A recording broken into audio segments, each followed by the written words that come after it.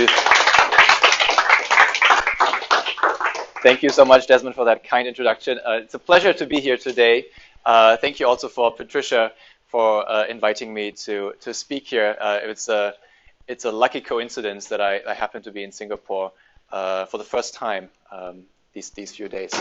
So today I'll tell you a little bit about my vision for moving towards what I call psychologically inclusive learning environments. At Cornell, I direct the Future of Learning Lab, which studies the intersection of education and technology and what implications that has for students, whether it is in formal or more informal learning environments, whether it's during higher education or during professional development periods when students need to keep learning on the job, keep professionally developing, as we need to see more and more now in today's economy. And so online learning, I argue, is going to be an essential part of that journey because this learning journey does not end when school ends. In German, there is a saying that you have learned up, like you're done with learning after school and then you go and work. That is not going to be the case anymore. We're just going to learn on really in the coming years because there's going to be new skills you'll need to pick up from every decade to every decade. Maybe college today equips you with 20% or so of what you really need to know. And the other 80% you need to learn how to figure out once you get there. And so given that online learning is still there, some of the statistics around how much demand for education is increasing are really important to note. Demand for education globally has more than doubled in just 14 years, and it is accelerating. At the same time, already 15% of US college students are in all online programs, right? They don't touch a physical classroom at all. They're completely online. 34% of college students in the US today are taking at least one online class among all of the other classes that they're taking, a percentage that's also increasing rapidly. And at the same time, this is a statistic you've probably seen before, automation is eliminating jobs. New jobs will be created, but that means that technology will be part of every occupation that you can imagine, and even the ones that you can't imagine quite yet. At the same time as we're seeing these developments, we're seeing a scaling up of access to online learning programs. Here's just some examples that have caught a lot of attention. Coursera, edX, but also places all around the world. In France, the government instated a MOOC platform called Fun. Why would you not want to go take a course from Fun, right? In China, Shutanext has, in the last few years, become the largest MOOC provider worldwide, in part because a lot of students preparing for college are taking those courses, and so that means a lot of students. In the Middle East, there is Edrak, which is the biggest platform providing courses in Arabic to students over there. Future Learn in England, together with the Open University, that has a long tradition providing open education resources, but also players in the field that are more of what we are used to, such as Cornell, a Cornell affiliate that started in the year 2000, and ASU Online, one of the largest online degree providers in the United States that is not for profit.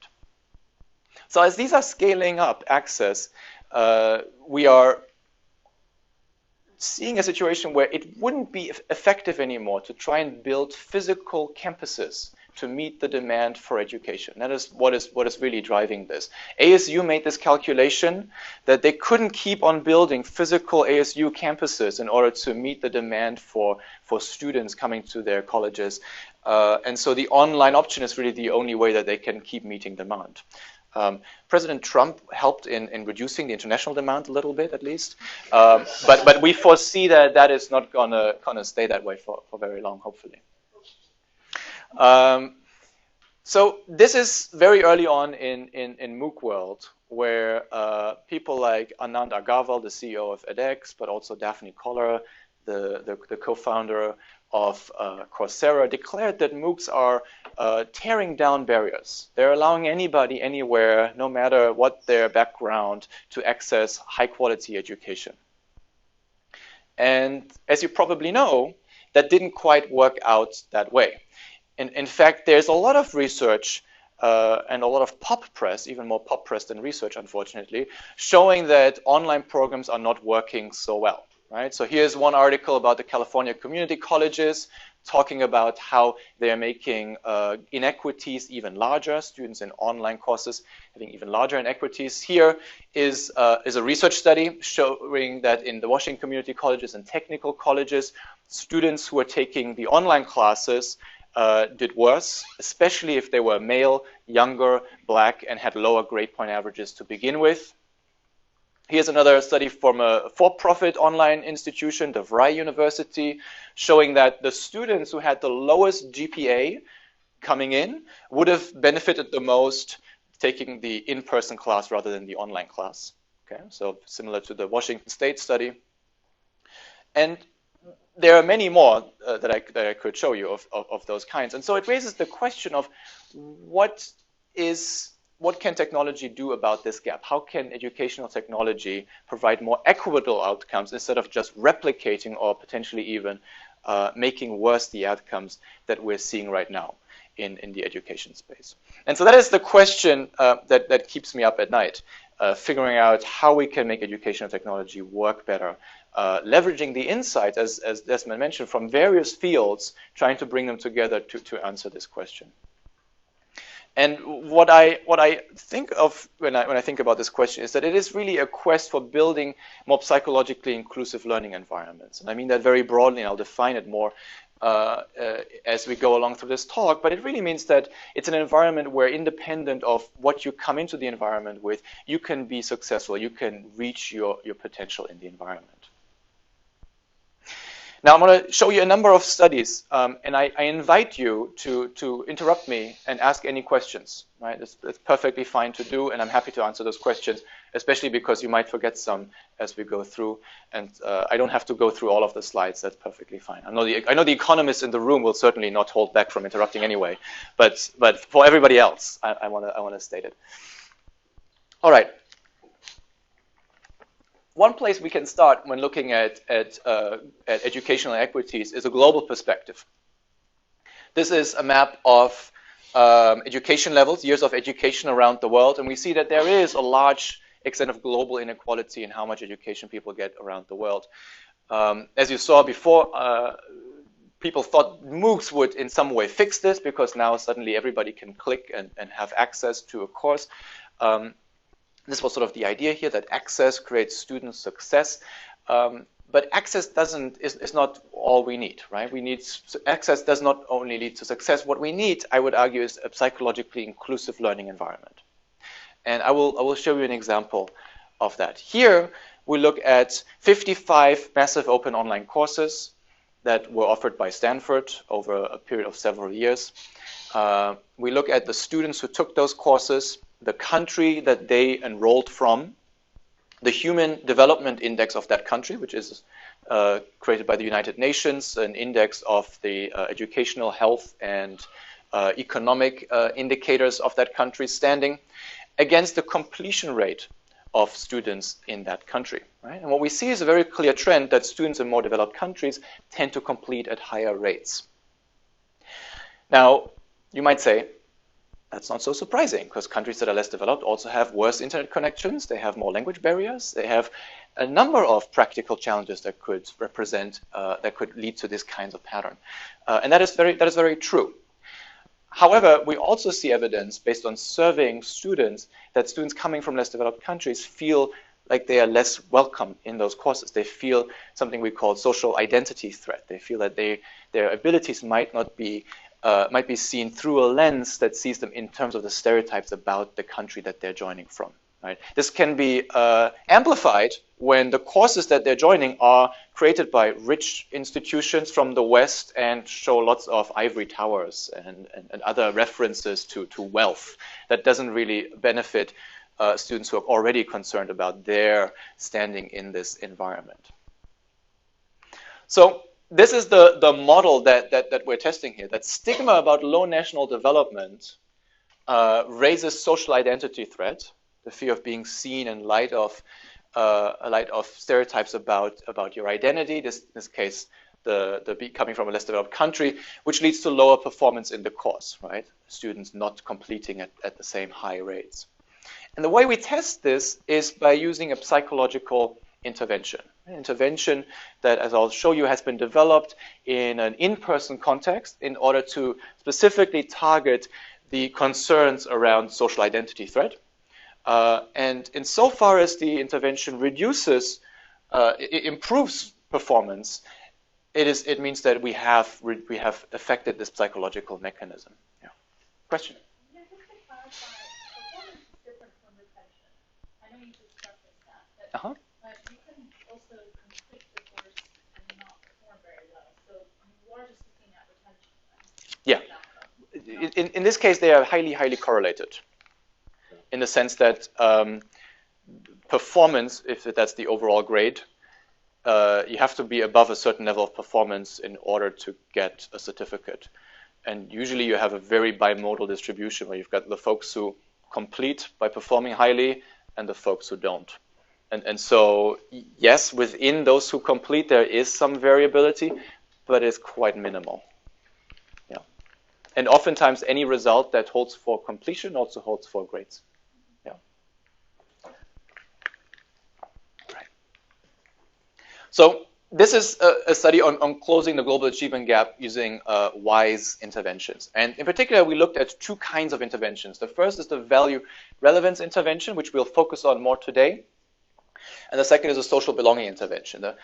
Briefly, the social belonging intervention, the idea there is that you normalize concerns about fitting in the course by assuring students that other students also have those same concerns, and that over time those concerns go away because they start feeling like they fit in and they start understanding how to do well in the environment. And the way this is usually implemented, same in this study, is by showing students testimonials of prior students talking basically through that process and then having students reflect on those testimonials.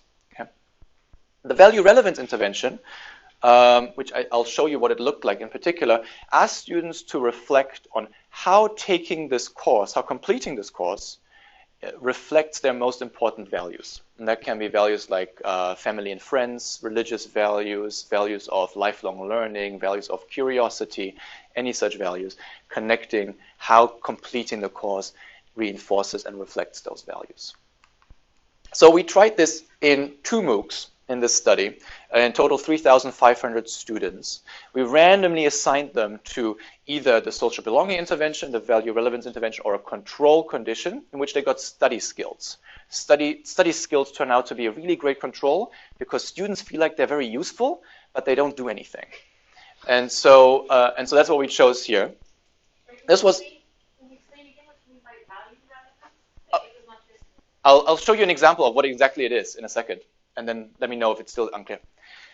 So I'm curious to understand this thing about study skills. So you said that they think it's useful, but it's useless. Exactly what are you teaching them? Things like you might want to take notes when you watch the videos. You might want to go over your notes. You might want, I mean, any study skills. They're very reasonable study skills. We've actually run studies to show how even if you really try to make study skills very useful, they still don't do anything, which might be disappointing to any teachers in the room. But just telling students what to do does not make them do it, and so it is not actually useful. Oh God, I have a friend who's doing this, doing this course that does this in the US. So okay, thanks. I'll let them know. I can point you at the papers that suggest it. So what importantly, in both these cases, the students that we expected to be helped by this are not all students. It is those students in less developed countries who experience threats, as outlined before, right? The students who are coming from the US, they shouldn't be affected by this really, right? Because they're not believed to be expected to be affected by this psychological process. So here's the actual value relevance activity. Students were told, below is a list of characteristics and values, some of which may be important to you, some of which may be unimportant. Please select 2 or 3 of these, and this is some of them. And then the prompt is, how does taking this course reflect and reinforce your most important values? Okay? And so students are asked to write about how taking the course reflects those values.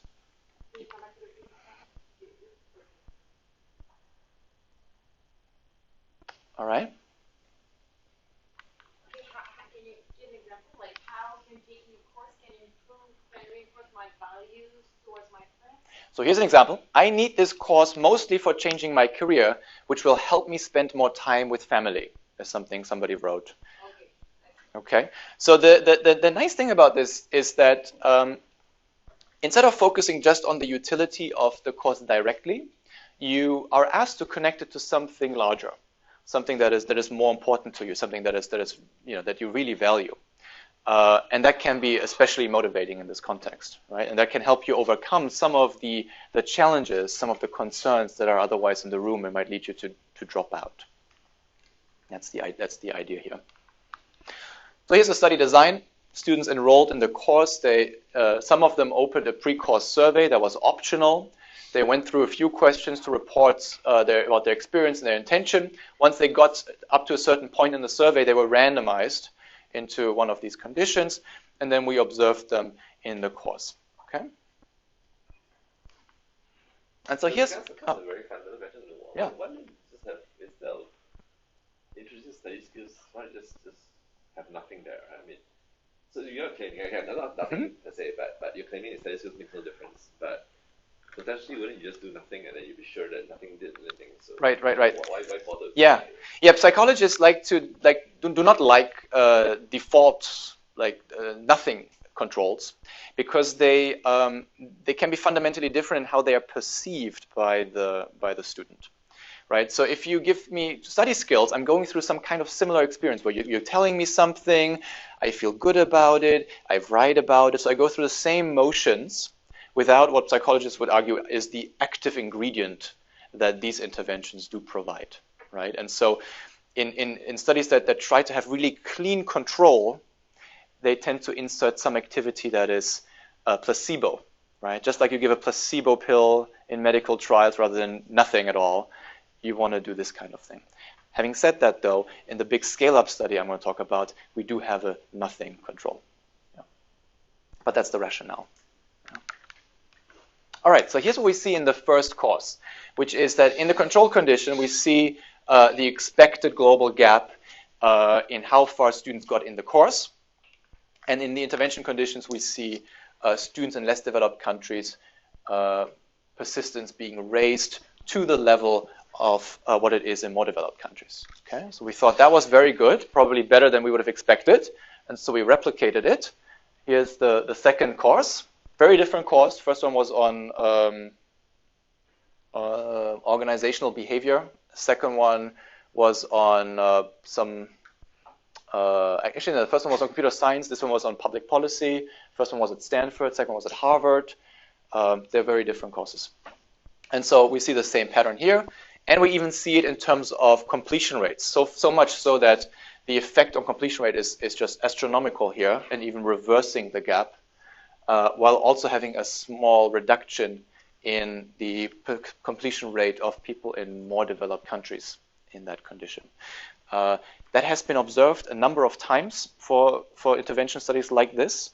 It is not entirely clear why it occurs. One hypothesis is that people in more developed countries who are asked to reflect about why they really care about these things end up realizing that maybe they care about other things more, and then they do those things. But as I'll show you later on, we don't see that replicate in the really large scale-up study. So I wouldn't read too much into it. So did you manage to kind of analyze their answers to figure out exactly what are the mechanisms that are driving this? Well, I wouldn't go that far, but we did analyze their answers in terms of length, and surprisingly, writing more is correlated with less good of an effect, which of course is not causal at that point anymore. But that is something that surprised us. Right? It's not necessarily that students need to write a long essay in order for the intervention to work. Even those who wrote almost nothing still saw an increase. Yeah. Right. So I actually just had a student code all of the affirmation responses. And we had all these hypotheses based on the literature, which has a few papers talking about what it is that they should be talking about for it to be effective. We saw none of those things come true. One of them in the literature is that they should talk about belonging. And we didn't find that to be at all correlated with them doing better.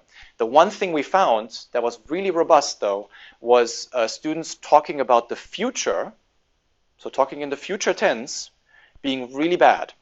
If they talked about the future, the intervention did not work for them. Actually, it probably was bad for them, which suggests that when they talk about what's important to them and how the course is related to what is important to them, thinking too far ahead, aspirationally, might actually be an indicator of you are less committed to doing this, or it might be too far ahead for being a motivating factor.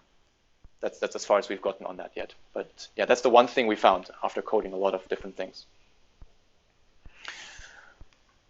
All right, so for access leading to student success, I would argue this is some evidence that creating a psychologically inclusive environment by starting students off on a note that is high in motivation, that has them think about what it is that they really want to achieve, can help provide that relationship between access and student success. Yeah. This might have been part of what you found out from I can't help but think there's something about the fact that the platform is asking this question of them more than the role. So the fact that there's a platform in this distant place, I might say the West, and it actually cares to ask me about what I care about, and suddenly that just makes me feel closer to whoever is running this platform, whoever is behind creating this content. Yeah. Rather than feeling that they care about it. Right. Which is exactly why the control condition has the study skills, which then asks them about how does this compare to your study skills? Reflect on that. Are they different? Are they the same? And so it tries to emulate that as much as possible. Like the prompts are quite similar. Yeah, but it also makes me wonder, and these results are really interesting, it also makes me wonder, are there other similar questions that don't belong in a category as to which you have, that could also prompt things with closeness with the platform itself that might yield similar results? Yeah, probably. The question would be if they would target the psychological processes similarly or differently, right? And I think as much as we thought, I'm not going to go back, that it is definitely social identity threat at that time, based on the survey results we had, the latest evidence we have suggests over a much larger sample that maybe we are not as able to pinpoint one psychological process for what is going on, which means that maybe other interventions could also work, and we do see them also working for the same population. Yeah. That's a good question. So the question is raised for us, and this is the long list of collaborators on this, is can we scale up these interventions? And some of these collaborators have done their own kinds of interventions, one of which I will review, also in courses very similarly to the study that I showed you. And so we came together as people who've done a few of these field experiments with a few thousand students showing effects based on a pretty robust literature in in-person environments. Asking ourselves this question: can we scale up these interventions and have them still work as well as we found? Now, there's some interesting background on this, which is that the common guidelines of the National Science Foundation and the Institute for Education Science, they specify what a scale-up study is. They say it is examining the effectiveness in a wide range of populations, contexts, and circumstances without substantial developer influence in the implementation or evaluation. So essentially, take something that you think is going to work and put it out there and don't mess with it, right? Don't touch it, just leave it. And so that's what we wanted to test, because that is what the NSF and IES gives out the largest grants for, and it's highly incentivized. We also were committed here to open science. We put all our methods, analyses, results, pre-analysis, everything is online.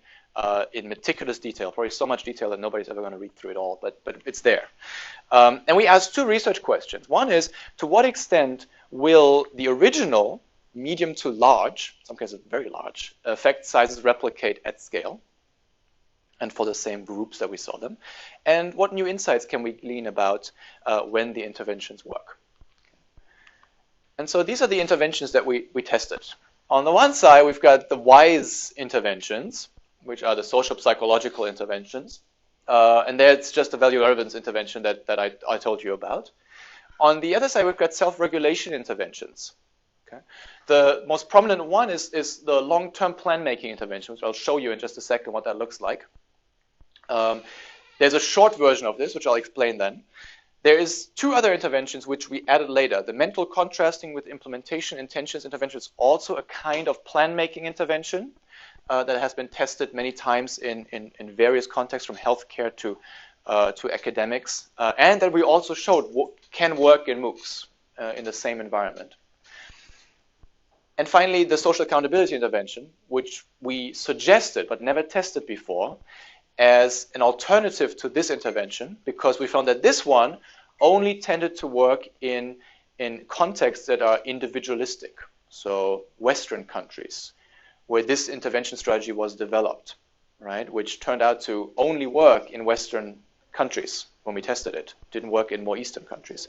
And so we thought maybe that is because cultural psychology says people in Western countries tend to be more individualistic. How about we create an intervention that is more interdependent, right? And so it leverages the social network that people have, which might resonate more in Eastern countries. And so we created this social accountability intervention, which, if you know Todd Rogers' work on sort of leveraging your friendship group and texting interventions, where you've got a buddy who holds you accountable for going to the gym in the morning. And if you don't do it, they'll text you.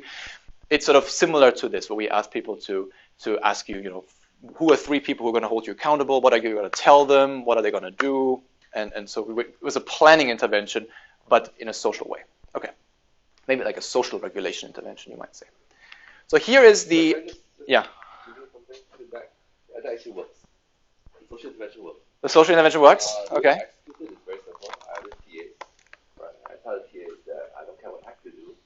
Just make sure it says pass the class, and then they will get to it, and it sort of works. Right. Because if the TA bothers, with the students, and they make sure that the stay online on target, yeah, it will work. But it's a lot of effort. Okay. So I mean, but this is not rocket science. It actually does work. We'll see.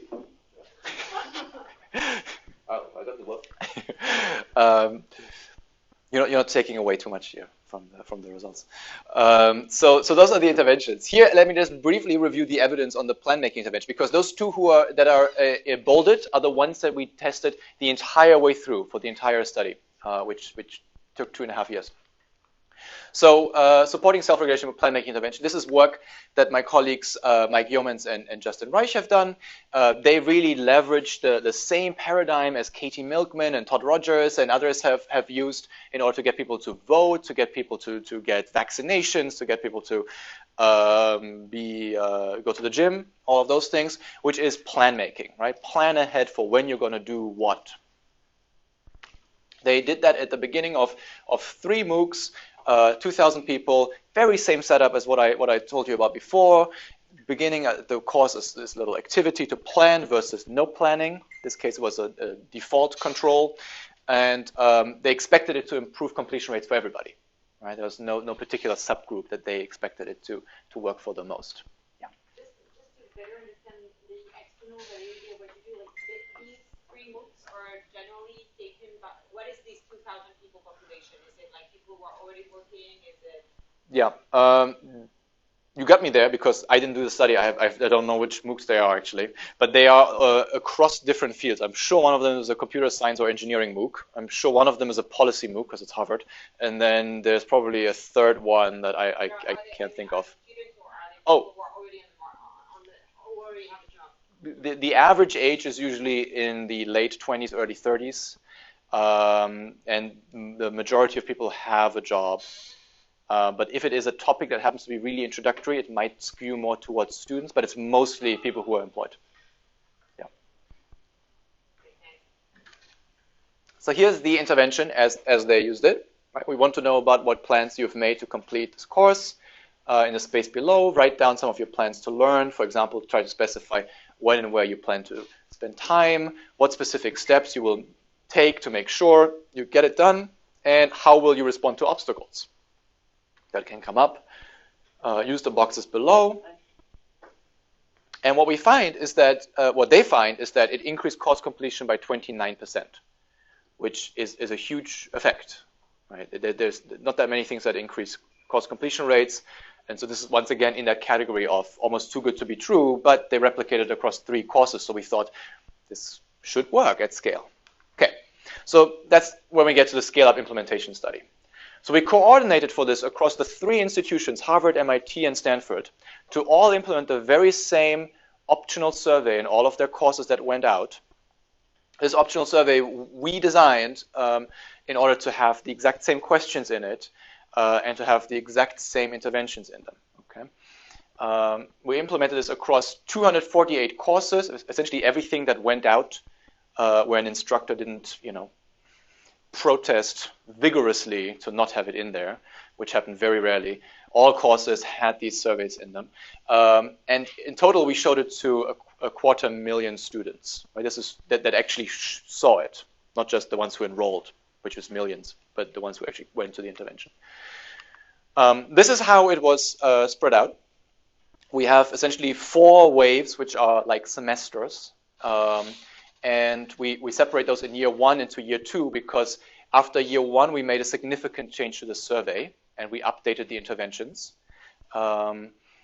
Each time, before every wave, we pre-registered what data we were going to look at, what hypotheses we're going to analyze. And at the end of each wave, we tested exactly those hypotheses. We explored the data set for any other hypotheses that we might want to come up with, used heterogeneous treatment effect estimation algorithms, and went into the next wave. Okay, and so we repeated that each time.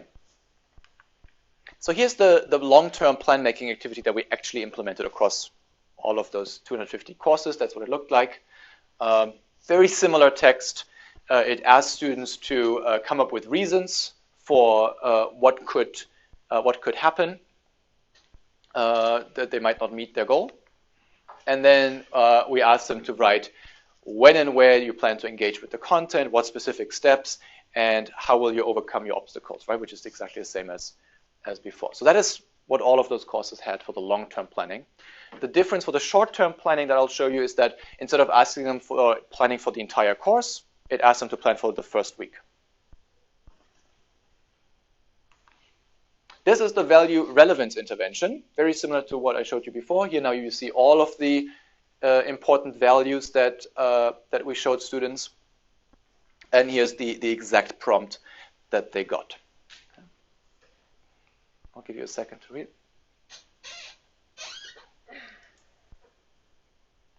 Okay.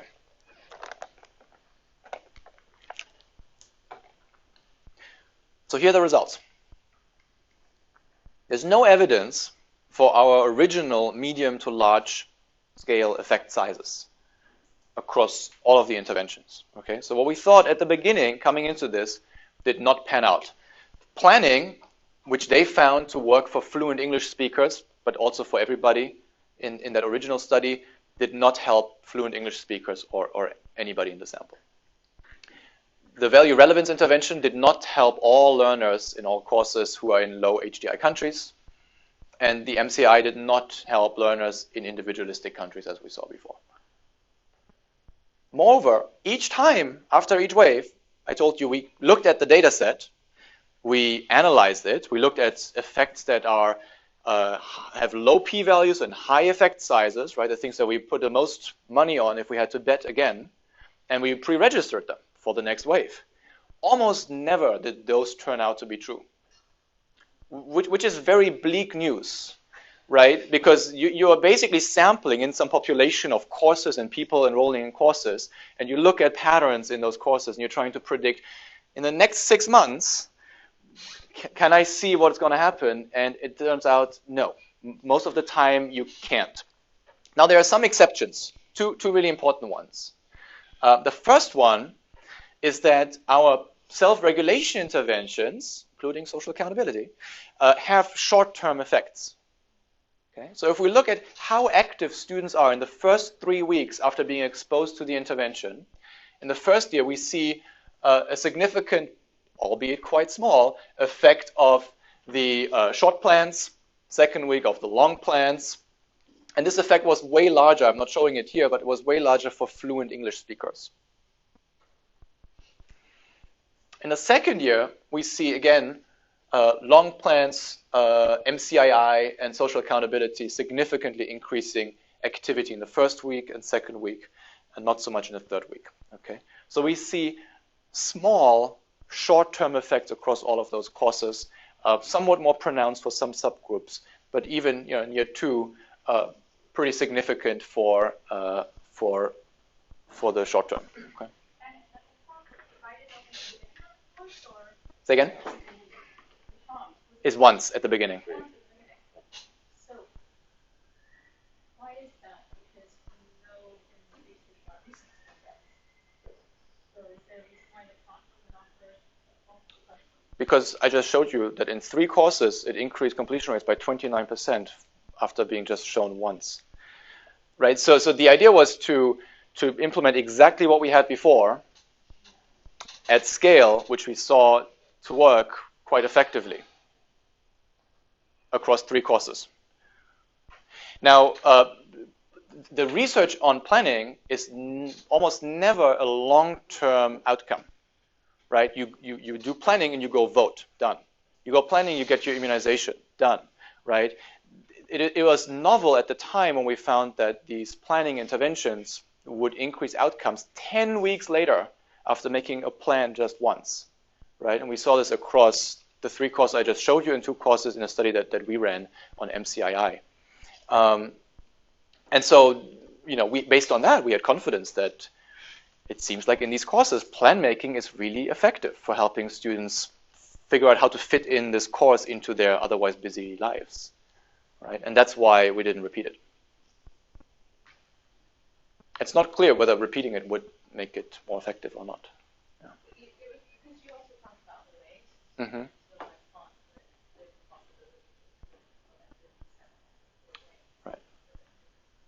Right. Yeah. We chose to change the interventions very little. I mean, the plan making, the long plans, we kept exactly the same the entire time, and here only we introduced some additional ones later on. Yeah. But I know there are people trying to do exactly that, and they found also very small effects on doing sort of more weekly planning. And theirs is very specific, like how many assessments are you going to do next week?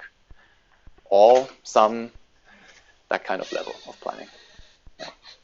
Okay, so this is one. So we should see short-lived effects of the self-regulation intervention. The control also has effects. No, the effect is the difference.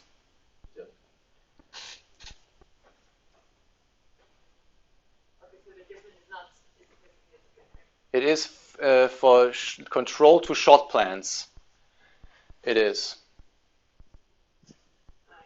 Yeah.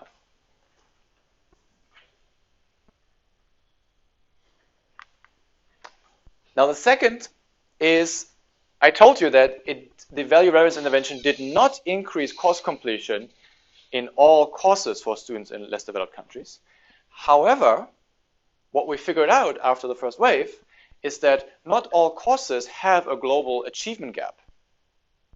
It turns out, for some reason, Harvard and MIT is a lot better at creating courses that don't have a global achievement gap than Stanford was. I still don't know why. But I didn't think of that at the time. And so I thought this would just be everywhere.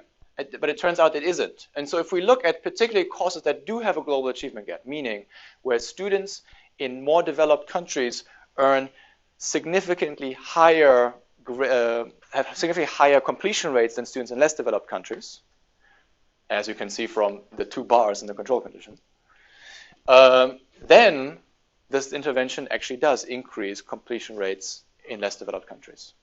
And if we look at the complement, we see that it doesn't. However, going back to our medium to large effect sizes, right, the original study had a 24 percentage point effect.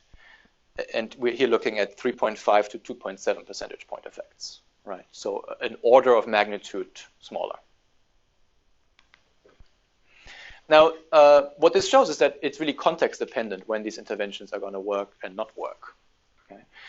One other thing that this raised is, when does this global gap occur, right? Because if you were Coursera or edX or some university offering courses and you wanted to come up with a good policy, what you really want to know is, am I on the left side of this plot or on the right side of this plot for whether I should put this in my course? Because this reduction here is also significant, right? If you give people in less developed countries this intervention, if they're in a course where there is no global gap, they actually had lower completion rates as a result.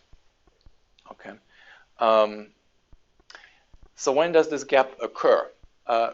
Well, we tried a few things. The first thing is we just tried to predict when the gap occurs. We trained a classification model with 21 different course features that are known before the course is actually running. And we could correctly predict whether the gap occurs or not in 52% of the cases, which means no better than chance.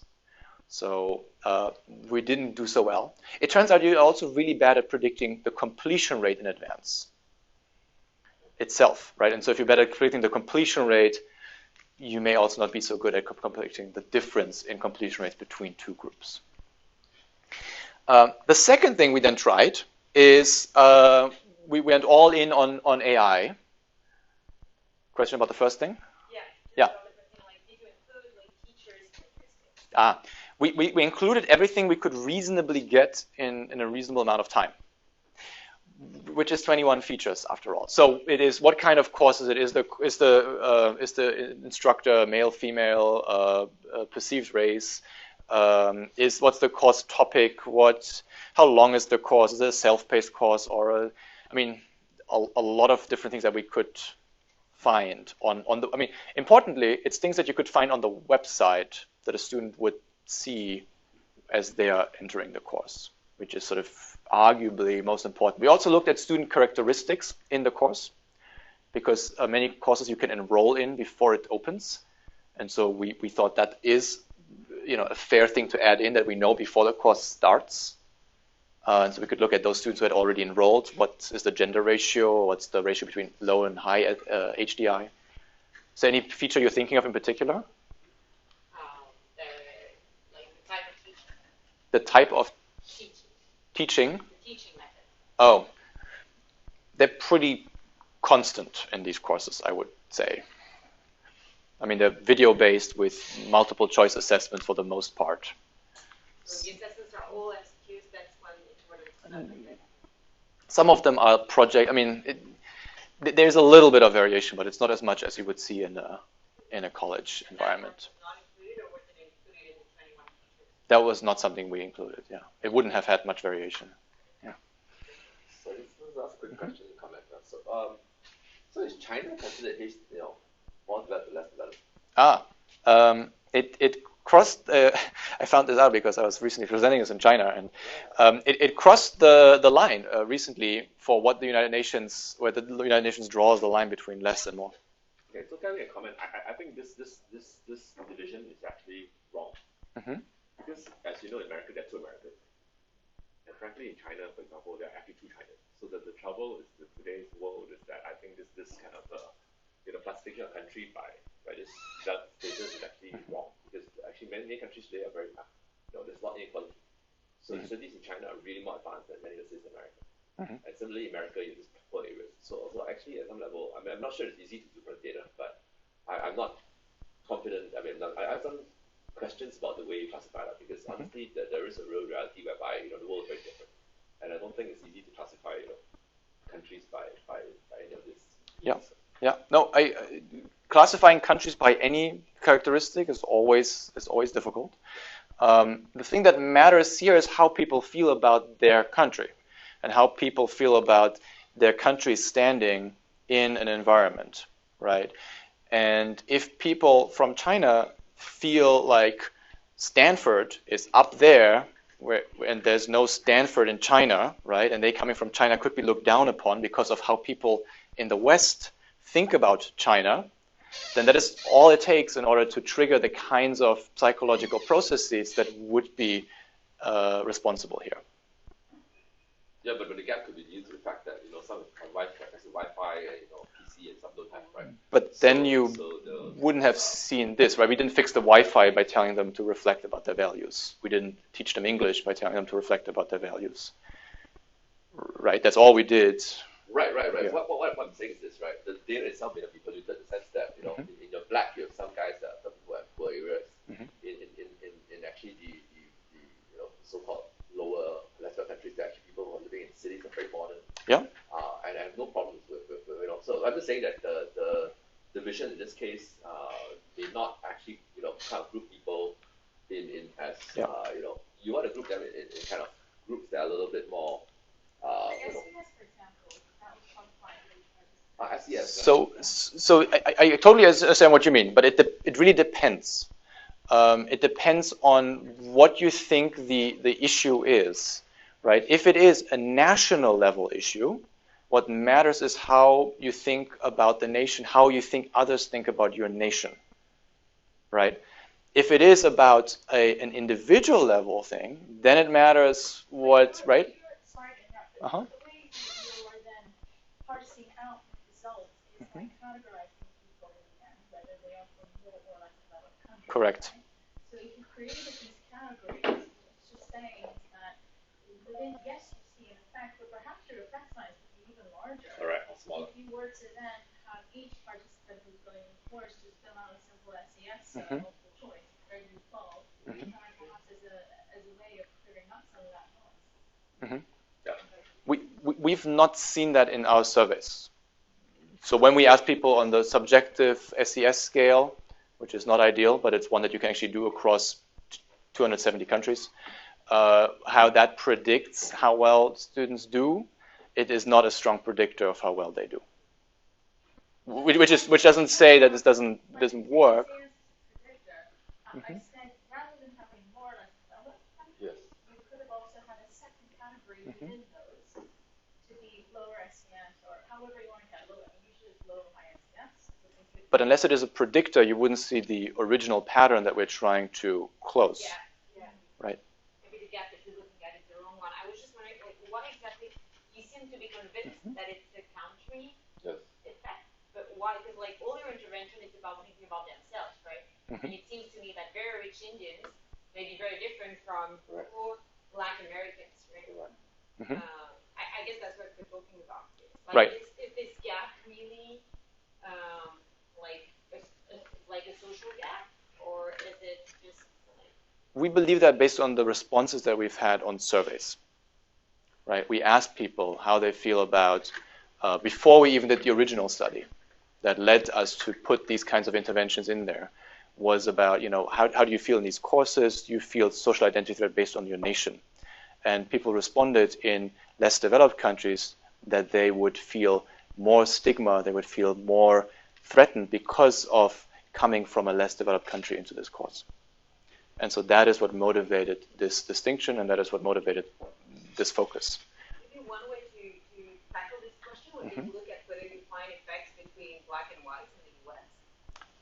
We don't, on average.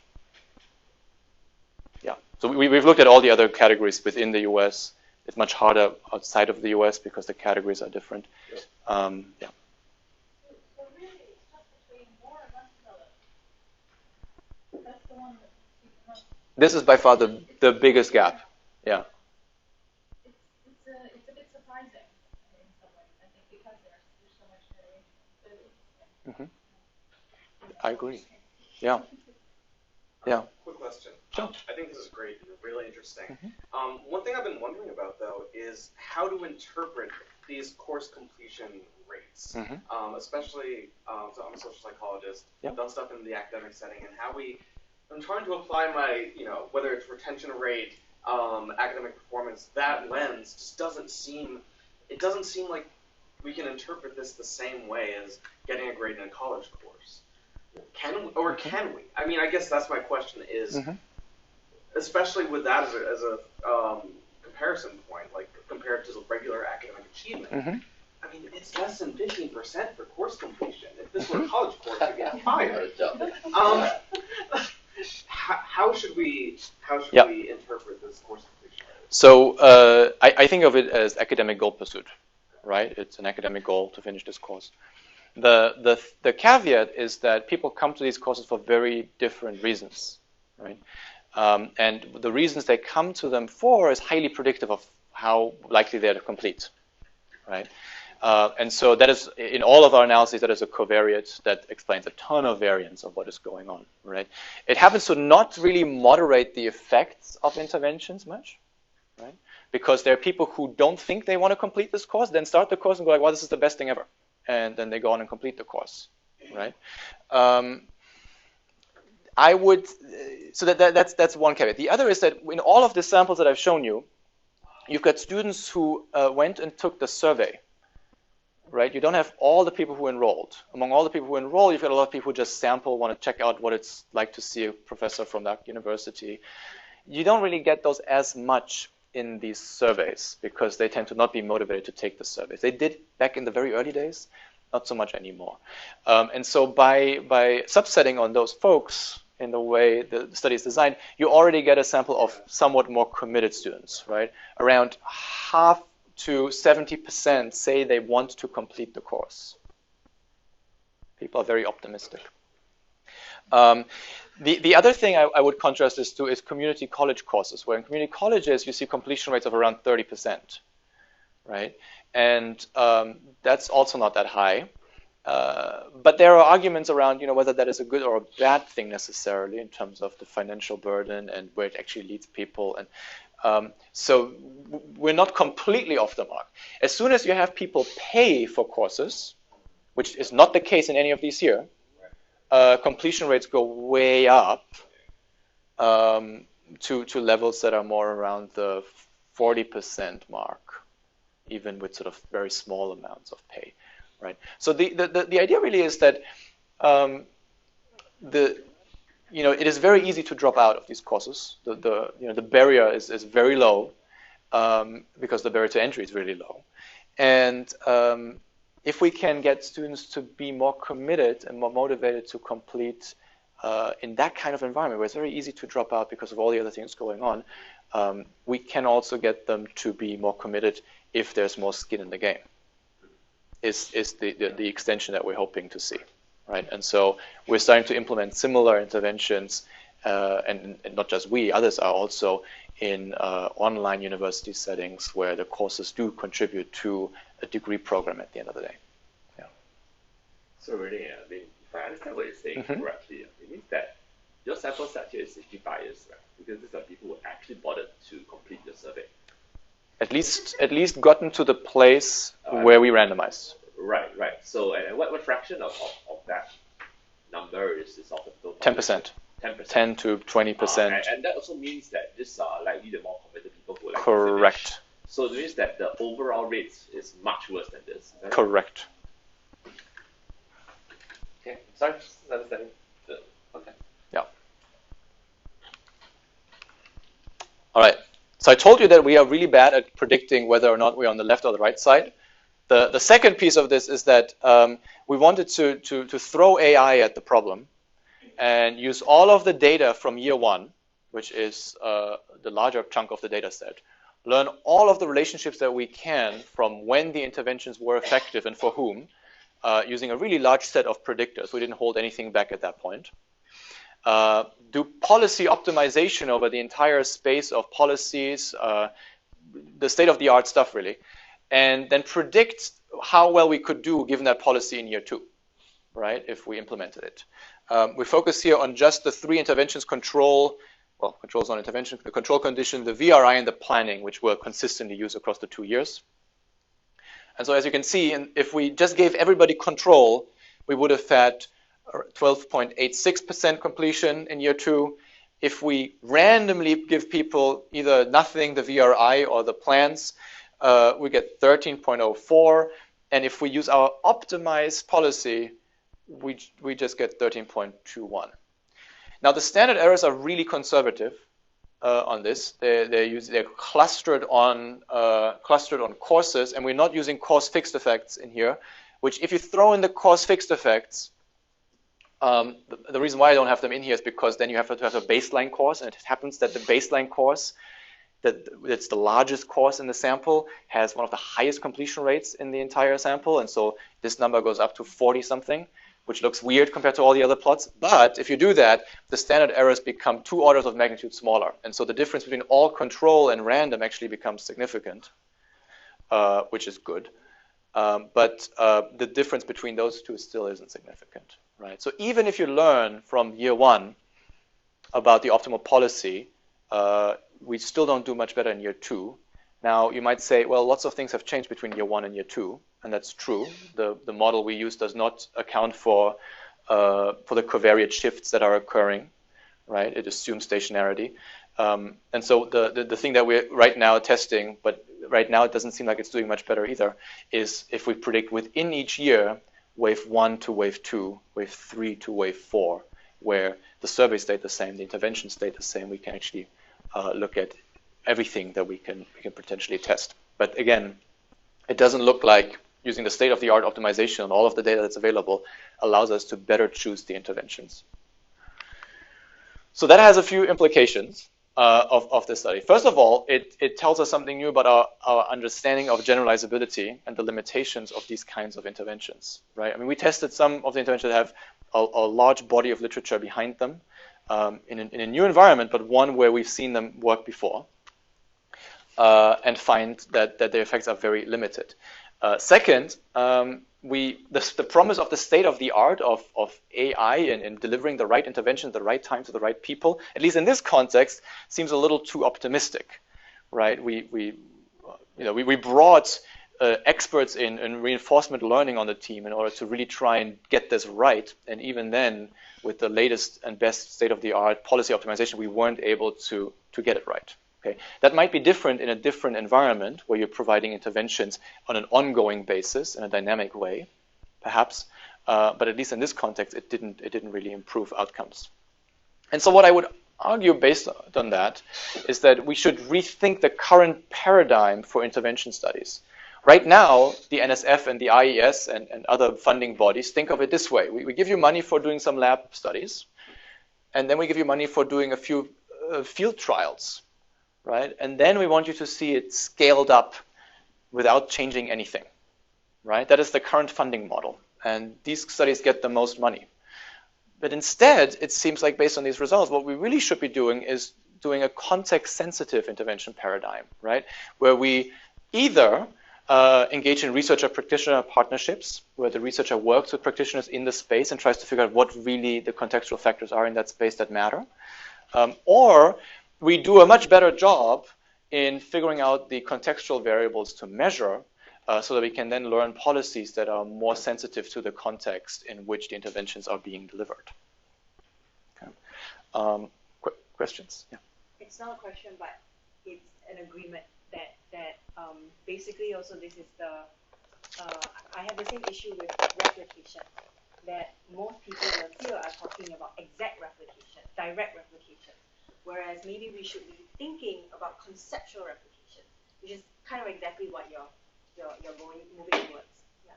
Mm-hmm. Can I also kind of highlight that? I think I sympathize with the difficulties because the trouble is that intervention could potentially work, except that there's also an implementation part of the health. Okay, so you have this thing about whatever intervention, you have some questions. Potentially your questions could be wrong. Yeah, I'm not saying that you're wrong, but you could actually, means the intervention could possibly work, except done in a different way. And in a way that, we've done experiments, potentially you just didn't do quite right. Or maybe, some questions that is cultural, so the Indians, couldn't understand the American kind of, whatever that you're referring to in the questions you've phrased in some way. Right. So there could be some implementation artifacts that may not. Well, you can't get it to work, but it may not be a problem of the interventions not being able to work. It's just that the implementation that you've chosen or whoever's doing it just didn't seem to be the right one. So I think that's some of these factors that could make it hard. Right. Yeah. I mean, our hope was that when we saw it work in those previous studies so well, we had evidence where, I mean, that's where most people would have stopped. They would have seen it work across 3,000 people in 3 different courses and said, seems to work, let's put it in everywhere, right? I mean, the fact that we still randomized, some policymakers would have said, stop randomizing, just give it to everybody, right? It increases completion rates by 30%. With that implementation, just use it. And we used the same implementation, which was sort of the best we thought we could do at the time. Yeah. But I take your point. It might be that implementing it differently would be more effective at scale. Yeah. Question? Again, just trying to understand the context better, like, it seems to me, I have very few knowledge about MOOCs, but like, it seems to me that or MOOC where there's a lot of feedback that is given to students, like quizzes every week with feedback about their assessment, all that during the whole 10 weeks, I think. Yeah. 10 weeks. Versus courses where it's just like you take an exam. So what kind of exam? The first one is the most common. So there is a lot of automated feedback in all those courses, which is one of the strengths. Automated being you just enter MCQs or? No, in a coding course, you might be submitting code snippets and running them and fiddling with them until they work. It might be a little group project where everybody goes out and posts a picture of a thing, and then they discuss the thing. There can be peer grading where students grade each. I mean, there's a lot of variation. Anything that scales really is being used. So that's what I was talking about when I was talking about teaching methods earlier, right? This is something that could actually probably help the students who are doing the worst to actually reach a certain level. Mm-hmm. Isn't that that was not in your 21? It's not in there. In part because students wouldn't know about this in advance. They wouldn't. But why do you want them to know it in advance? It's about the treatment, right? It might be. I'm not clear why you think it's necessary for the students to know that. Yeah.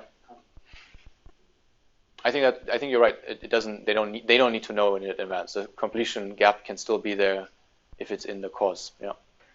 It's the thing is that it's too. So if you have a computer science course, you will have some automated code snippet.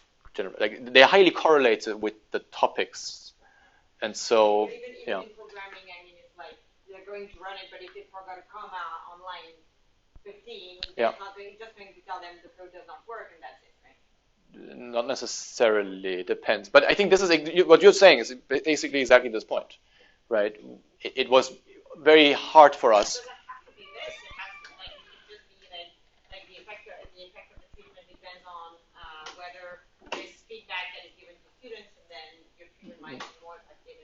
Which is very hard to figure out 2 years later about a course that ran 2 years ago, unless you keep track of all of those different things that you think might be important down the line as you're collecting data, right? Because these courses are,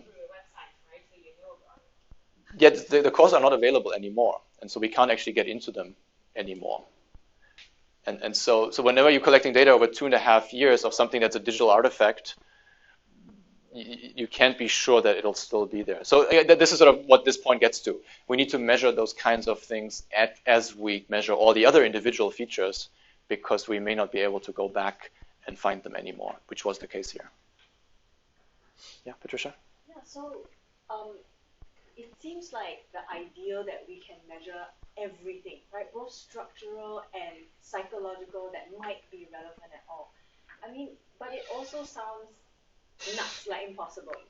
So how do we navigate this issue better? Because obviously you tried your best to figure out, okay, what is psychologically relevant, right? And then to measure those specific things. And you also use everything you could from the structure of the course.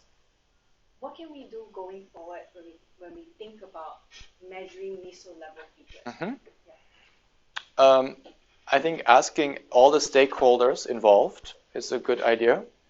I think actually the PISA assessment does a pretty okay job of that, in that they really try to bring all of the stakeholders from all the countries onto the same table, try and ask them what are factors in your country that are important, and tries to come up with a really comprehensive set of questions. Right? Each student reports 160, 70 items in that questionnaire. That's in addition to the test scores that they provide by sitting the tests, right? So they have, and that's just the students. They also then go ask the parents, and they go ask the teachers, right? So they really try to collect a lot of information about that student's environment, from the economics to the social to the, right? And so that is an example I think that could be held up as a good one, which has allowed a lot of research on the correlation between environmental factors with academic factors and so on. How do we also reconcile that with now all the worry about the replicability movement, where you shouldn't explore too much, you should have a priori hypotheses. Mm-hmm. Yeah. How do we reconcile Well, I think our design that had several waves and allowed us to test each time and keep ourselves honest that way is really good. I mean, some of you probably have seen the recent study on mindset interventions that was published in Nature, right? And they show, very importantly, that there is a moderation of the effect based on the kinds of norms in that school. But they only show it after looking at the data. And so technically speaking, we don't know if that's going to replicate if you reran this national level multi-million-dollar intervention again, right? Because it was found on the data set the only data set that they had, right? We, on the other hand, were able to do that each wave and see in the next wave, are we going to find it again? And the bad news was most of the time, no, right? There was a really great effect on those, underrepresented minority students in the United States of the value relevance intervention at some point. Did we find it again in the next wave? No. It's actually a question. Why didn't you just archive all the classes? I mean, ask permission and archive the materials, then you can go back and check, right? Yeah, if we had control over all that, that's what we would have done. Yeah. So it's okay. When are they doing more of this stuff? Are doing more of this stuff? Yeah. After we show them the results? We'll see. But so I guess one more. How are we doing on time, by the way? 50 minutes. Okay. So just the takeaway here is that going from what works to what works for whom and right here is, I think, where we need to take these questions, and that requires collecting large samples. Because if you have a small sample, your for whom and your right here has very little variance. And so we really can't make much progress on that part of the question, right? And yeah, question? One very general question, because we started the intervention, like the talk talking about inequality, and it seems to me that we're only talking about very rich people in all countries in the world here, because these are the people who are taking moves. So I'm just wondering, like, out of curiosity, like, are there other studies that have been done using the same similar type of interventions that you were talking about, but for like less advantaged populations? In MOOCs or in? Not in MOOCs, but at schools in general. Oh yeah, I mean that's where these interventions come from. This has been tested. This is the bread and butter of intervening in schools in order to help Black kids, Hispanic kids, women in STEM. That's where this is all coming from. That's where this is drawn from and then brought into this new environment. This has been shown in a large scale to work at school. Not this large, but as large as you would expect. Yeah. So in your field, how large is large? It's like a few schools or a few classes is sort of the largest. Like 5, 10? Or 5, 10? 5, 10 schools or 100 schools? Oh, like 5. 5, yeah, not hundreds. So, kind of a question, Rene. You've been teaching it now, right? For a while. Have you taught MOOCs before? I have not taught a MOOC. I've spoken to enough instructors to know how excruciatingly much work it is, and how dissatisfied you tend to be once it starts because you didn't do all the things that you wanted to do because there was not enough time. That I've kept away from doing that myself. All right. So I've done most of the things already before, right? And okay. So if your claim is that the interventions that you tried, is what was tried in the classroom, right? That's what they're telling me.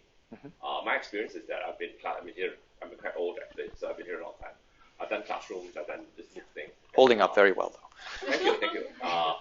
So my experience, unfortunately, is the following, which is that actually going online is completely different. It's a different world altogether. So what worked in classroom didn't work online, right? And frankly, I actually did a lot of different things, and I kind of got to work. Zero pain, but it didn't work. But the key lesson is that what worked in classroom didn't work online. So if what you're trying to do is try the so-called effective interventions in the classroom online, I think there's a good chance you're going to fail because my experience is it's a different world. So potentially the point I think moving forward is that you want to try and find new interventions that you couldn't do in the classroom because it just didn't work that way, and try to find new interventions that may work online because I think the old ways of the classroom actually don't really work in online, and I've had personal experience with that. actually would like to build on that. Yeah. So I guess no, I really appreciate you presenting this, and we rarely talk about non-replication. We rarely talk about field studies. So because it's usually boring. This one is fun and non-replicating.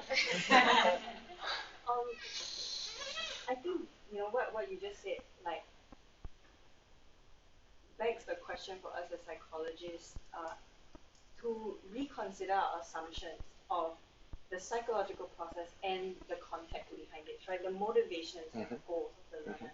In a sense, we are assuming that the psychological process and the challenges they will face are, well, maybe not challenges, but the psychological process will be similar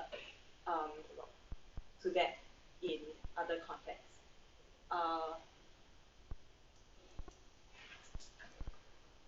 There was one more thing I was going to say, but I forgot.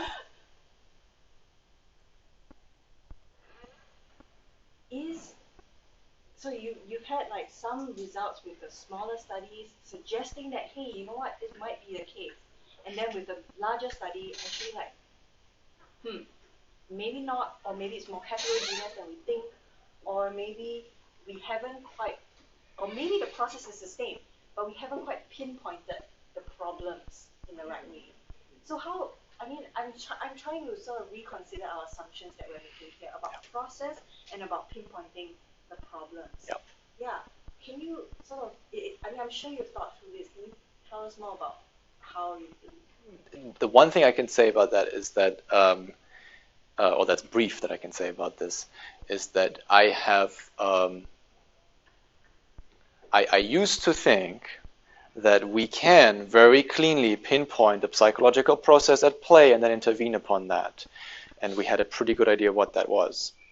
I now think otherwise. I now think that that in situations that are as diverse as this, right, in contexts that are as diverse as this, what we can do is we can find a subpopulation that is very receptive to support. And there may be many ways of supporting that subpopulation, which is why, and I didn't show you this, but it's in the paper, we find that that group of low HDI learners in courses that have a global gap, basically any of the interventions work for them. Whether it was planning or it was the VRI, right? And they have completely different psychological processes, right? It couldn't be farther apart. So either they're both benefited by plan making and by something that reduces psychological threat and increases motivational striving, or they just are receptive to somebody reaching out and asking them to reflect and engage with the course in that way, as you suggested earlier. And so that's sort of one of the takeaways. But that doesn't mean we shouldn't completely lose hope on pinpointing, I think. But I think we need to be more realistic about our ability to do so at the pin level of the point. It means more like thumbing rather than pinpointing. Yeah. Cool. Yeah. So I think one of the really interesting things about non-replication is that it tells us that there may be some invisible moderators or boundary conditions. So what are some of the ones that you've been thinking about might be there that you haven't mentioned? Yeah.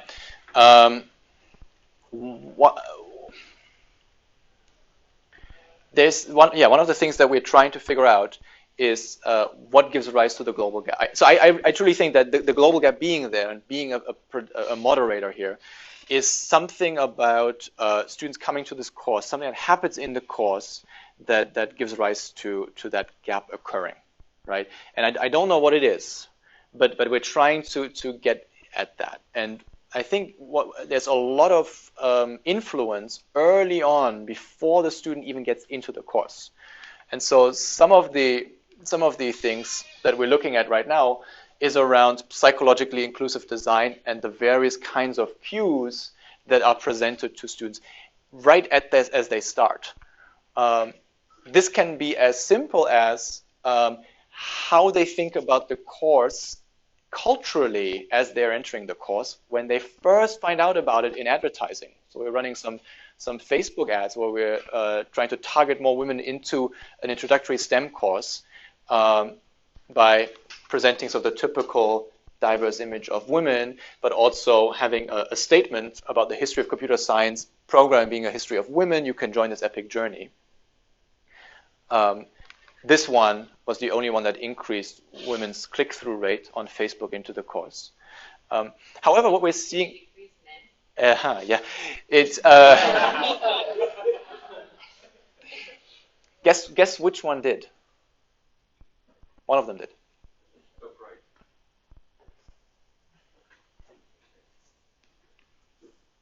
Which one? Pictures. It's actually this one. The pictures are fine, men. This is me hypothesizing. I think men have no problem with trying to encourage more women to go into computer science. But if you have a message that says the history of computer programming is the history of women, you can join this epic journey, and then no contextual picture to make sense of that message, you're like, what? I think that's what went on. Right here, this makes sense, this message, right? But there, it's sort of out of context, and so men were slightly less likely to click through on that ad. They were no less likely on this ad. But one of the interesting things to your point is that what we're seeing is that the advertisement can even change enrollment in the course. So we're finding that men and women, not in this example, a different example, are clicking through at the same rate, but women are more likely to enroll if you highlight skills over careers in the advertisement, right? Because there might be more stereotypes around careers than the skill sets. Some other things that we're doing is just changing the way the courses are presented, changing the way courses are described, and that has some marginal effects on increasing enrollment, right? Which can also change. It did not reduce completion rates, so the additional women who enrolled were no less likely to complete. So how many batches of the ground course you have it year on year? And you check that? Every 2 weeks, we flipped it back and forth, and and lots of historical data. Diversity statements. We've done recently a lot of work on trying to estimate the effects of adding a diversity statement at the beginning of a course or to create a certain culture in the course. Very little effects, diversity statements so far. It increased enrollment from students with lower levels of education, lower SES students, because the latest evidence shows that they think it's an easier course if there is a diversity statement. So it has a really big effect on perceived difficulty of the course. One of the things we're looking at right now is how you should phrase a diversity statement in order for it to be more effective. There's sort of two lines of thought there. One is around equality. Everybody is equal in this course. We don't see color. We don't see any differences. And the other is around valuing difference, right? We value everybody's contribution, bring it all to the table. And so we're looking at the differential effects of those two. And even who welcomes you in the course can have a big difference. This is in a computer programming course, right? We manipulated whether it's 2 instructors originally, and we changed the welcome video to either be just the male instructor or the female instructor. You want to guess what affected, if men were affected or not, and which one increased the retention of men?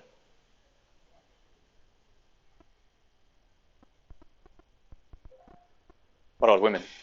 Did you use unattractive teachers on purpose? we got to edit that out of the transcript. These are the original teachers who actually teach this course.